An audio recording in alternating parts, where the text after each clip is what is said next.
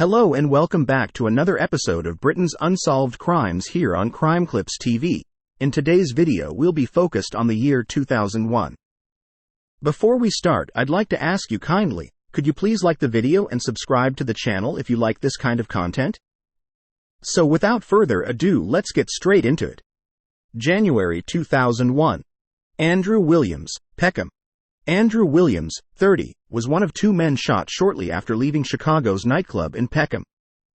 Both victims was rushed to hospital where Mr. Williams was sadly pronounced dead on arrival. 5 men were arrested and later released without charge. February. Peter Beaumont Gowling, Newcastle. On the afternoon of 14th of February 2001, Mr. Beaumont Gowling answered the door to his flat on Osborne Road, Jesmond, and was shot 4 times in the head and body. Detectives were quickly able to find CCTV images of 2 men who they suspected to be the killers. Yet despite having their prime suspects caught on camera, the 2 potential murderers were never identified from the images. In fact, they were not caught on any other CCTV systems in the area and appeared to have vanished. The 52-year-old had recently been released from prison for money laundering offences after he was caught with £540,000 cash trying to board a flight to Dublin, and police strongly believe Peter's death to be linked to this seizure of cash. Here is a clip of the Crime Watch appeal for the murder of Peter Beaumont Gowling. We start this evening on Tyneside with what's been described as a barbaric and brutal murder. Peter Beaumont Gowling cut quite a figure in Newcastle upon Tyne. He ran a lot of businesses, not all within the law, and he'd just come out of prison after a long sentence for money laundering. Peter lived with his girlfriend Teresa in Osborne Road in Jesmond. On Valentine's Day, she left him in the flat while she went shopping. Peter was a big softy and a gentleman. He's one of these sort of old school gentlemen. Always made sure your glass was poured, always light your cigarette, get your coat ready. Just a really nice, kind guy. Peter met a prison friend for an early lunch and seemed perfectly relaxed. After that, he sauntered home, and at 2 o'clock he rang to get a hair appointment. Then somebody came to the door. He was shot in the chest, and as he turned to get away, he was shot several more times in the back and in the head. I was looking out of the window. Around about 2 o'clock, I saw 2 hooded guys running out of our flats in the direction of the New Kent Hotel. The 2 men then ran past the number 80 bus, which had pulled up opposite the flats. From Osborne Road, they ran past a CCTV camera on Sanderson Road and were quickly followed by 2 vans. Do you remember seeing these 2 men running? We also need to rule out the white and blue transits.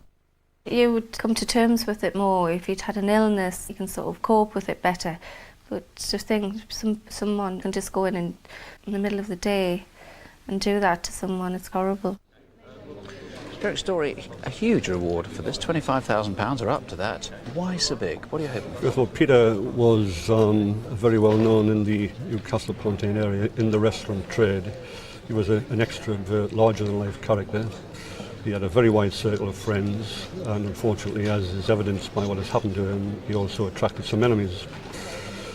We know that he did deplore violence, and he was the type of man who would indeed walk away from any form of confrontation. Really? So we got into trouble with the law. That was no problem for him, but he wasn't a violent man at all? He certainly was not, no. The next case was well publicized as it happened at a famous TV star's home and was at first thought to be an accident but turned out to be a lot more sinister.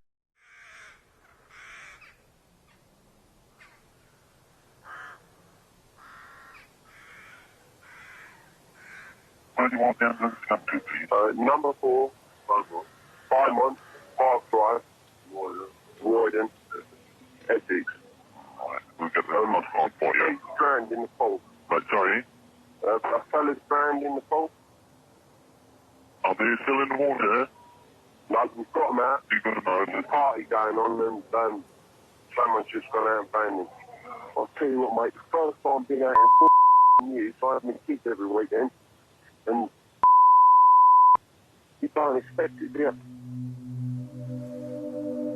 Yeah, the ambulance is being turned around now, so that it's come back. If there's somebody out there ready, right? Yeah, they're waiting out on the main road, mate. Yeah, right.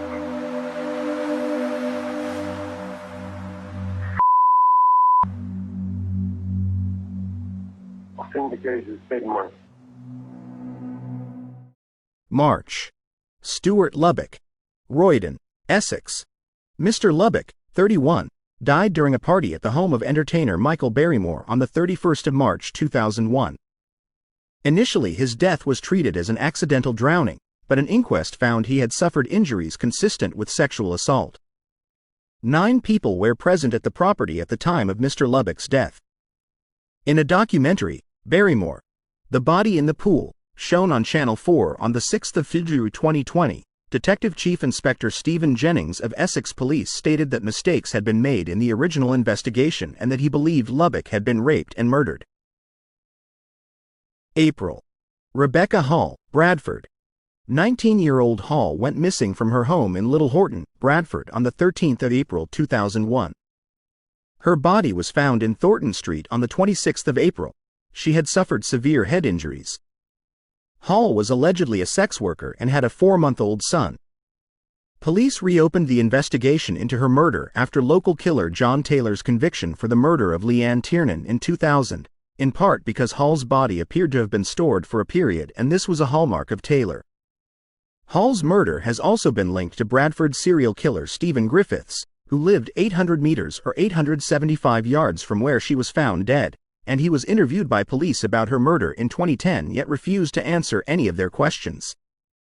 In January 2019, police arrested a 37-year-old woman and then released her under investigation. Corey Wright and Wayne Henry, Clapton, London. 20-year-old Wright was a passenger in 19-year-old Henry's car when shots were fired at it as it was being driven away from the Chimes nightclub on Saturday, the 21st of April 2001, killing both of them. Wright had been convicted along with 5 other youths of conspiracy to commit grievous bodily harm against Kingsley Iasura, a 16-year-old boy beaten and fatally shot in the Finsbury Park district of London in 1997. From the information I can find, it seems that no one has ever been arrested for the killings. May. Don Banfield, London. 63-year-old Banfield went missing from his family home in the northwest London suburb of Harrow on the 11th of May 2001. His wife and daughter were convicted of his murder in 2012 after it was found that they had financially gained from his disappearance, and it was also discovered that they had tried to murder him on previous occasions and had lied about seeing him in 2008. They pleaded guilty to fraud, forgery, and conspiracy to pervert the course of justice and were found guilty of murder. However, they were released on appeal a year later, even though their defense said that the likelihood was that one or other of the women had murdered him, as they had been convicted under joint enterprise, and the judges said that the case required the application of the established law, and ruled that there was insufficient evidence to prove that they had acted together to kill him. Andre Jan Aylward, London. 27-year-old Aylward was driving his black E28 5 Series BMW along Valleyfield Road in Streatham at around 2:10 a.m. on the 12th of May 2001 when 6 bullets were fired at it from a handgun. After the shooting, he lost control of the car and crashed. He had been hit twice in the head and neck and was taken to King's College Hospital, where he died at around 4 a.m. A grey 7 Series BMW had been seen next to Aylward's vehicle a few minutes before he was shot, and the police said that they were seeking to identify it. It was thought that the attack might have been a case of road rage or mistaken identity. The police also said that they had found nothing in Aylward's background to suggest that he had been involved in any criminal activity. The murder was featured on Crime Watch in July 2001. June. Christopher Hewitt, Bristol. Hewitt, an 18-year-old who had recently arrived in Britain from Jamaica, was stabbed outside a pub in Easton on the 10th of June 2001 in an incident thought to have involved up to several assailants. Many people witnessed the incident but did not come forward. Jody Burns, Runcorn. Burns, 27, sustained a fatal head injury during a brawl in Runcorn town centre while waiting for a taxi in the early hours of the 15th of June 2001. The disturbance involved up to 60 people, and he was said to have been trying to act as peacemaker. Police charged 5 men with violent disorder relating to the brawl, but nobody has been charged with Burns's murder. July. Daniel Dale, Manchester. Daniel Dale was struck in the back by a bullet from a Walter PPK handgun, which then traveled into the 18-year-old's heart as he chatted with a group of friends in Farnborough Road, Miles Platting on the evening of the 25th of July 2001. A friend of Mr. Dale was also shot in the hand by the self-loading pistol. In 2002, a man that went by the name Dwayne George at the time was convicted of Daniel's murder along with the attempted murder of Daniel's friend. He was sentenced to a minimum of 12 years, but in 2014, after already being released on license, Dwayne George was granted an appeal and had the conviction quashed due to new scientific evidence.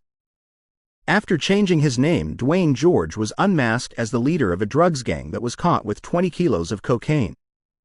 Daniel Dale's mother later said in an interview, 12 years in prison taught him no lessons and urged him to reveal the killer's identity. Richie Clayton, Liverpool. 30-year-old Clayton, a father of two, was shot on Belgrave Road, Aigburth, just before 8 p.m. on the 25th of July 2001. The gunman and his accomplice had arrived in a green Ford Mondeo which was later found on fire. August. Alfonso Madden, Manchester. Shots were fired from the pavement at 27-year-old Madden's car as he drove through Longsight on the 14th of August 2001. The car then crashed into bollards, but the cause of his death was a bullet wound to the chest. Carlton MacDonald, Camberwell, London. 21-year-old MacDonald was stabbed during the early hours of the 26th of August 2001 after going out and heading to Camberwell's Warner Road to meet an acquaintance who had phoned him to say he had been attacked and robbed. Youths had been causing trouble in that road and the adjoining Camberwell New Road since around midnight. September. Yasser Nazir, Bradford. 16-year-old Nazir was fatally shot in his car by a masked gunman as he drove out of a petrol station in Heaton, Bradford, on the 5th of September 2001. It was believed that he was killed in revenge for the shooting of a rival gang member. Lindsay Scholes, Royston, South Yorkshire. Scholes, 17, suffered burns and smoke inhalation in a fire which was deliberately started at a house in Millgate Street, Royston, near Barnsley, in the early hours of the 8th of September 2001. She was rescued by firefighters but died 2 days later in hospital. Home video of 17-year-old Lindsay Scholes before her life was so tragically cut short nearly 11 years ago. In the early hours of September the 8th, 2001, Lindsay was staying at this flat in Royston after a party when a fire started. Her two friends managed to escape by jumping out of the window. Lindsay, though, was too scared. And I can assure you, anything that we... Despite an appeal made by police last September, no one has been charged with her murder. I'd have expected police, especially from that campaign, and she thought, I expected police right from the beginning, nearly 11 years ago, to have a reward up, Crime Stoppers, everything, but it's not been put there. Lindsay's brother Sean was just 11 when his sister died. He's now started fundraising online with the hope of offering a £10,000 reward for information. She is a pain and wishing she was still here, wondering why she's been taken, and to actually get person what's done it will feel a relief is off his shoulders. October. John Hall and David McIntosh, Larkhall, South Lanarkshire. The bodies of Hall, 45, and McIntosh, 33, were found at a former scrapyard on the 3rd of October 2001. The last time they were seen alive was on the 2nd of October at a greyhound track in the border town of Gretna, and they are thought to have been shot dead because they had gangland debts. Police were understood to be investigating the possibility that the murders may be linked to the deaths of two Lanarkshire men, whose bodies were found in East Lothian 2 years before. John Nisbet and William Lindsay were shot and their bodies set alight and dumped in a field. The killers have never been found. Michael Madden, Port Glasgow, Inverclyde. Madden, a 44-year-old loan shark, was shot dead at the front door of his home on the 13th of October 2001. The 2003 trial of a man accused of his murder ended with a "not proven" verdict. Actor John Morrison was supposed to meet with Michael as he was advising Mr. Morrison on an upcoming role in which he would play a gangster. Brian Metcalf, South Yorkshire. 43-year-old Metcalf was found dead under a bridge on Station Road in Wath, near Rotherham, on Sunday the 14th of October 2001. He had been assaulted and may have died up to 2 days earlier. Police appealed for anyone who was out in Wath that weekend to come forward. Hugh Cameron, County Antrim, Northern Ireland. Cameron's body was found in a river about a month after he had gone missing. He had been beaten and stabbed. It is believed the Ulster Defence Association was behind the 36-year-old's murder, but nobody has ever been charged with it. Jimmy Millen, Hastings, East Sussex. Millen, 27, was shot outside his home while working on his car in Tile Barn Road, Hollington, by two men dressed in black and riding a black motorcycle. Following his death, it was revealed that Jimmy was a friend of Jason Martin Smith, who had vanished in August of the same year. Jason's disappearance remained a mystery until 2015, when a man by the name of Mark Searle was sentenced to a minimum of 29 years for the kidnap and murder of Jason Martin Smith. November. Michaela Hogg, Sheffield. Haig was a 25-year-old sex worker. She was stabbed 19 times and then dumped on wasteland at Spitalfields, near Sheffield city centre. Before dying, Haig managed to give a description of her attacker to a police officer. She said her attacker was a white, clean-shaven man who had fair hair, drove a blue Ford Sierra with a roof rack, and had a wedding ring on. The case aired on Crime Watch. The murder of street prostitutes is always difficult for Crime Watch, partly because some of the best witnesses are clients who are too embarrassed to come forward, but partly maybe because there's not always as much sympathy as there should be for the victims. Yet take a look at this. It's as great a tragedy as you can imagine. Michaela is the girl on the left. Michaela were close to her sister because they were like twins, wore the same clothes. They just spent most of their time together. We've got loads of photographs when they were all young. Until they get to about 16 and then they don't want to be photographed. She left school, she worked. Then she met her boyfriend, only boyfriend she ever had. She was a good mother. And he's a good little boy. They were always together, always together. We found out about 2 years ago that she was taking heroin. What Michaela's parents didn't know was that recently she'd started working to feed her habit in Sheffield's red light district. It's known as the Bead. Well, there's normally around about 15 or 20 girls at any one time that work around this area. A lot of it is drugs. Everybody has their own reasons, really, don't they? Bonfire night in Sheffield, Monday the 5th of November. Around 7 p.m, instead of going to a firework party, a man was cruising the beat, drawing attention to himself.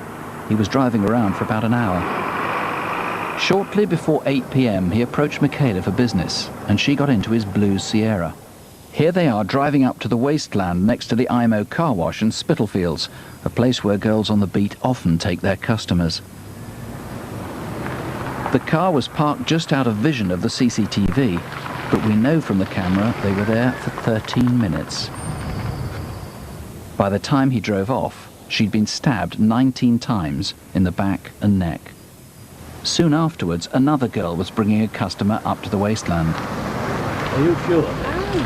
Oh, well, as long as it's going to be okay.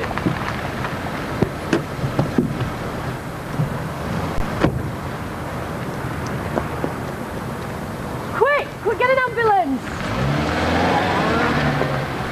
You all right, Michaela? Stay with me.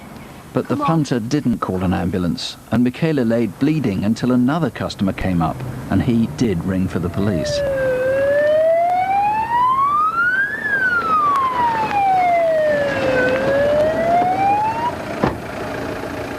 I took my coat off, covered her over. It was a chilly night. She kept asking me if the ambulance was coming, and I told her that it was. She appeared as though she was going to fall asleep every now and again.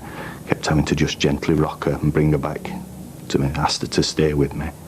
Kept talking to her, and she was able to give me little pieces of information every now and again. The white male responsible for this stabbing is about 38 years of age, wearing a blue-coloured fleece. Over. Driving a blue Sierra. Confirming the Sierra had a roof rack. Yeah, Roger. The Sierra was rusty and had tools on the back seat. The driver had grimy jeans and his hands were oily too. He wore a wedding ring. The killer had a long oval face, was tall and in his 30s. Or did he get anything similar? Watch it, because he's got a knife and it looks like he's killed her. The ambulance staff describe it as a frenzied attack. I stayed with her all the time until 11:05 when they pronounced her dead.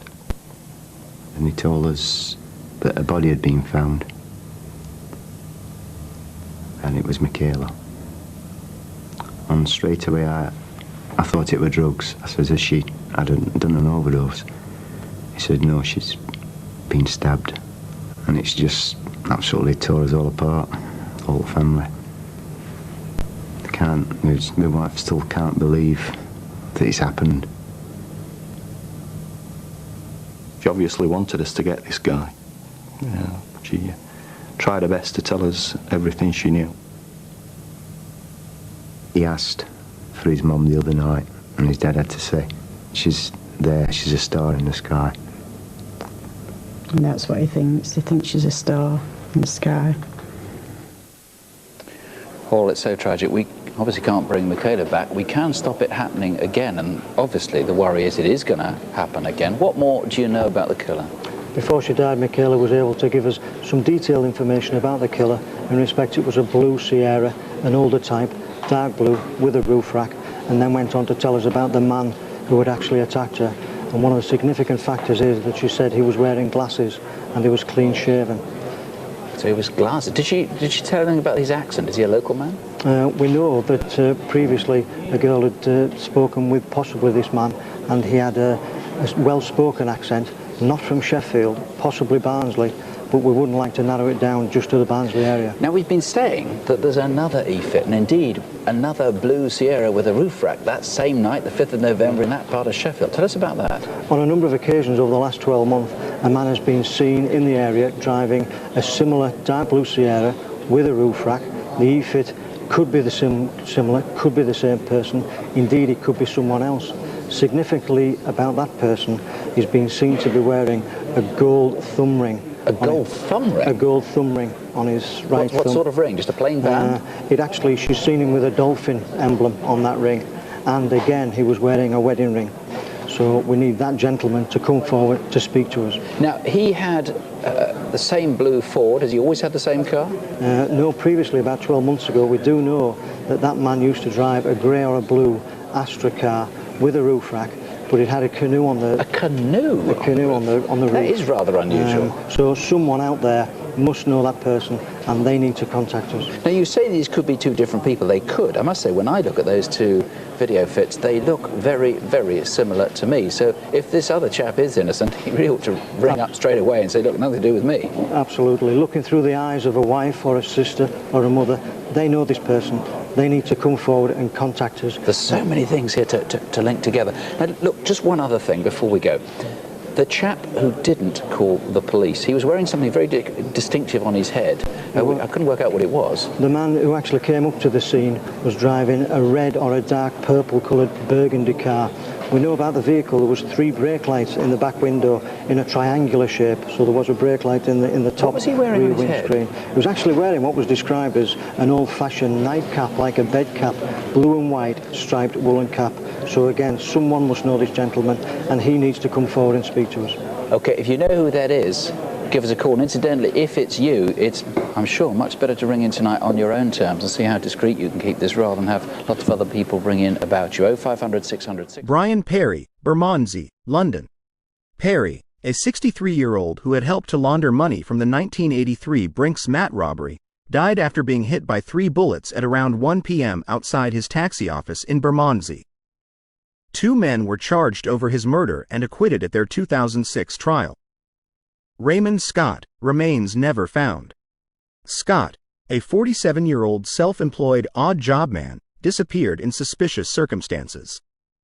He left his brother's house in Wealdstone, northwest London, in his white Ford Transit van after doing some DIY.